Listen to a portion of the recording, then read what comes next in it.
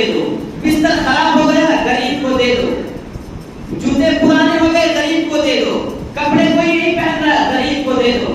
نہیں میرے بھائیوں، غریب کوڑے دان نہیں ہے، غریب ڈسٹ بین نہیں ہے، ردی کی ٹوکری غریب نہیں ہے۔ اللہ رب العالمین کہہ رہا ہے لن تنالوا البر حتى تنفقوا مما تحبون، اس وقت تک نیکی پا نہیں سکتے، اس وقت تک ثواب کما نہیں سکتے جب تک کہ اپنے پسند سے پسندیدہ چیز اللہ کے راہ میں خرچ نہ کرو۔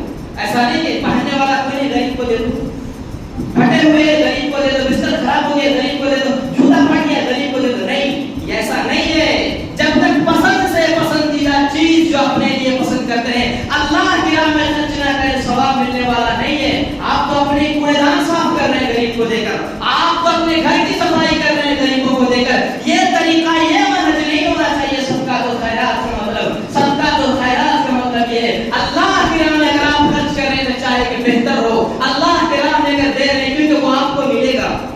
آپ غریبوں کو مدد کر کے یہ نہ سوچیں ان پر احسان کر رہے ہیں، یہ تو آپ کا اپنا فرض ادا ہو رہا ہے، آپ گناہوں سے اپنے مال کو پاک کر رہے ہیں، یہ آپ کا فائدہ ہے، ورنہ وہ تو ان کا حق ہے۔ آپ نہیں دیں گے آپ ظالم ہوں گے، وہ نہ پائے وہ تو بیچارے مظلوم ٹھہریں گے۔ لہذا چاہیے کہ ان پر بھی غور و فکر کیا جائے، ایسا نہ ہو کہ نہ تو صدقات کا ثواب ملے، نہ نماز کا ثواب ملے، نہ روزے کا ثواب ملے، کیا فائدہ دن بھر بھوکا رہنے کا۔ اسی لیے لوگوں ان پر بھی غور و فکر کرنے کی ضرورت ہے، اور چاہے کہ دل کو صاف کر کے کوئی کام کیا جائے، ورنہ لاکھ نماز پڑھیں، لاکھ قرآن کے، اللہ کے رسول کہہ رہے ہیں کہ ربا صائم لیس لہ من صیامہ الا الجوع، بہت سے روزے دار ایسے ہیں جن کو بھوک کے علاوہ کچھ ملنے والا نہیں ہے۔ ورب قائم لیس من قیامہ الا السحر، بہت سے راتوں کو جاگنے والے، قیام کرنے والے ایسے ہیں کہ صرف رات جگائی کے کچھ ملنے والا نہیں ہے۔ یعنی روزہ تو رکھتے ہیں بہت سے لوگ، لیکن منکرات سے جن سے محمد رسول اللہ نے منع کیا ان سے باز نہیں رہتے، ان سے دور نہیں رہتے، تو اس کا مطلب ہے صرف بھوکا رہے، اللہ کے نام پر بھوکا رہنا ہوا، یہ روزے کا نام نہیں۔ روزے کا مطلب تھا کہ انسان برائی سے رکا رہے، گناہوں سے رکا رہے، اور پھر افطاری کے بعد وہی حالت ہو جاتی ہے۔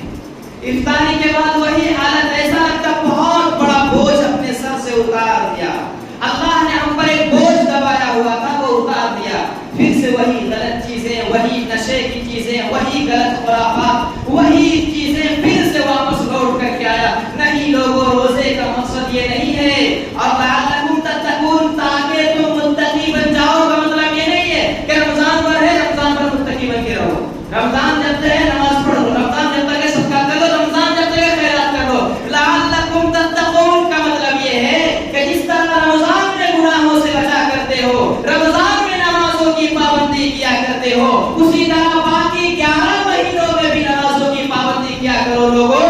وہی مالک الملک، وہی رب العالمین تمہیں دیکھ رہا ہے، اور ایک ایک وقت کا حساب و کتاب لینے والا ہے، اس سے کوئی چھٹکارا اور بچاؤ کا طریقہ نہیں ہوگا۔ اسی لیے ہمیں چاہیے، ایسا نہیں ہے کہ جیسے افطاری کیے پھر وہی سے وہی غلط خرافات ہے، وہی غلط کام ہے، وہی چیزیں، پھر وہی چیزیں، کوئی فائدہ نہیں ہوگا۔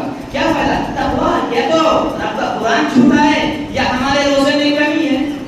اللہ کہہ رہا ہے جب تم روزے رکھو گے، تم نماز نہیں پڑھو گے تو گناہوں سے بچے رہو گے، یا تو رب کا قرآن چھوٹا یا ہمارے روزے نماز صحیح طریقے سے نہیں ہو رہے، دونوں میں ایک تو کہیں فالٹ ہے، اور رب کا قرآن کبھی جھوٹا نہیں ہو سکتا۔ وَمَنْ أَصْدَقُ مِنَ اللَّهِ قِيلًا، رب العالمین سے زیادہ صحیح بات، سچ بات کون کہہ سکتا ہے؟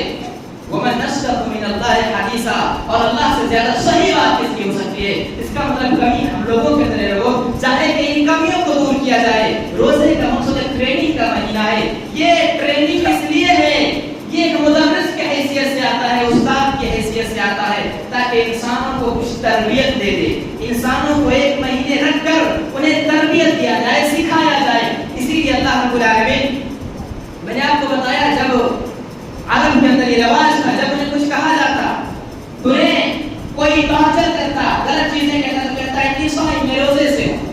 اور آپ کو بتایا کہ پہلے کچھ لوگ ایسے ہوا کرتے تھے، پہلے کچھ لوگ ایسے تھے جو ڈکیتی کرتے تھے، چوریاں کرتے تھے، تو وہ لوگ اپنے گھوڑوں پر ٹریننگ دیتے تھے، ٹریننگ، اور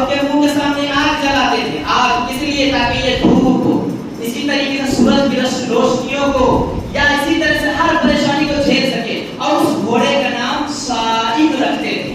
اسی لہجے میں شریعت نے ہمیں بھی بتایا کہ تمہیں کوئی ستانے کی غلط کوشش کرے, اگر تمہیں کوئی برائی کی دعوت دے, تمہارے ساتھ کوئی بدتمیزی کرے تو تم کہہ دو ان کی صائب. اسی لیے اللہ رب العالمین گھوڑے کی تعریف کر رہا ہے. دیکھیے ایک سورہ والعادیات صبحا, اس میں اللہ رب العالمین ایک جانور کی تعریف کر رہا ہے. اور جب انسان کی بات آئی تو انسان کی اللہ رب العالمین بیان کر رہا ہے کہ انسان کتنا بڑا نافرمان ہے. گھوڑے کا مالک اسے مخمل کے بستر میں نہیں سلاتا, اسے کاجو اور بادام نہیں کھلاتا, اسے کچھ چانے دیتا ہے. اس کے بعد اللہ رب العالمین گھوڑے کی قسم کھا رہا ہے. اور اللہ رب العالمین جس کی قسم کھا لے سمجھ لیجیے بہت عظیم ہے, مقدس ہے, بہت عظمت والی چیز ہے. اللہ رب العالمین ہر چیز کی قسم نہیں کھاتا, لیکن جس کی قسم کھاتا ہے وہ عظمت والی ہو جاتی ہے. اللہ کہہ رہا ہے والعادیات ضبحا فالموریات قدحا فالمغیرات صبحا. قسم ہے گھوڑا ٹپ مار کر دوڑنے والے گھوڑوں کی, جب وہ دوڑتے ہیں تو ان کے قدموں سے چنگاریاں آگ نکل آتی ہیں. تو یہ گھوڑے کی کس لیے تعریف کرنا جانتے ہیں؟ اس کا مالک اسے کچھ دنوں تک کھلائے گا, کچھ دنوں تک پلائے گا اور استبل میں لے جا کر باندھ دے گا.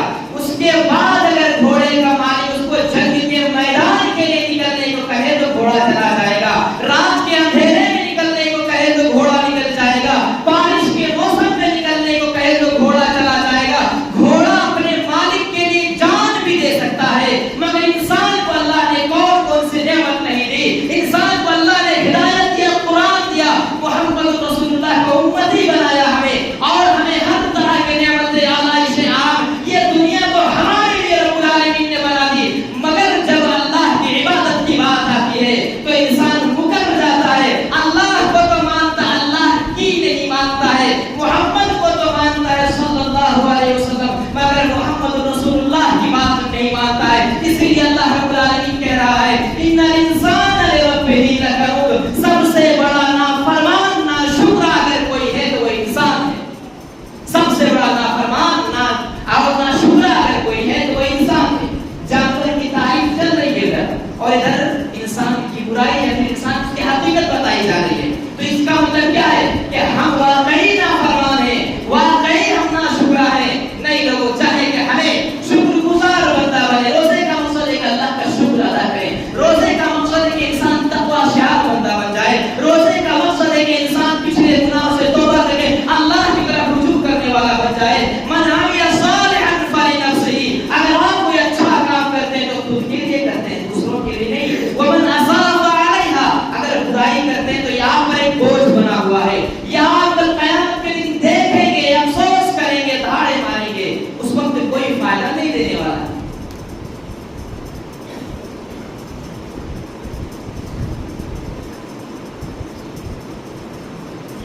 حاضرین جمعہ,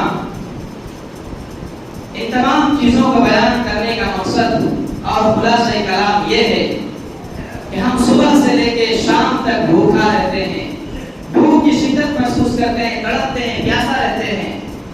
تو ہمیں چاہیے کہ ایسا نہ ہو کہ یہ بیکار چلا جائے اور آخرت میں رسوا ہو جائے, منہ کے بل گر جائیں.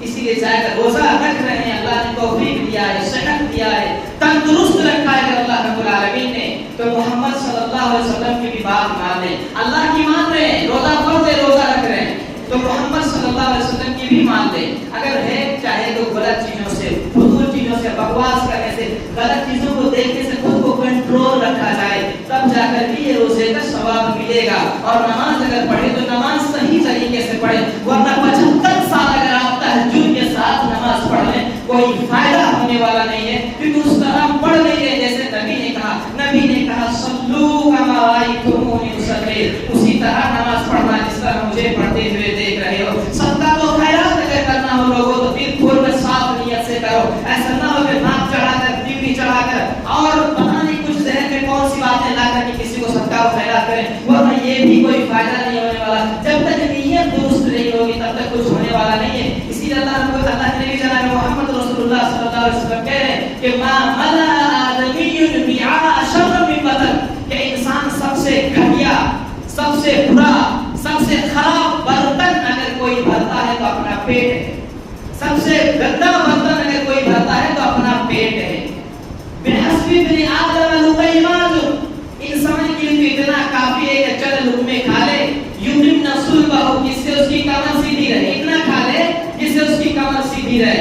लेकिन इंसान है कि यहाँ तक हलक पहुंचाए हुए है, उसके बाद भी रब की नाशुक्री में बैठा हुआ है, उसके बाद भी मानो कहता है कि मैं मानो दौलत कमा रहा हूँ, रब को भूला हुआ है। यही चीज कारून के अंदर थी। आपको बताऊं कारून के अंदर क्या था? वो कह रहा था, अल्लाह रब्बुल आलमीन सूरह क़सस के अंदर इरशाद फरमा रहा है कि इन्नमा उतीतुहु इल्मिन अला इल्मिन इंदी, इन्नमा उतीतुहु अला इल्मिन इंदी।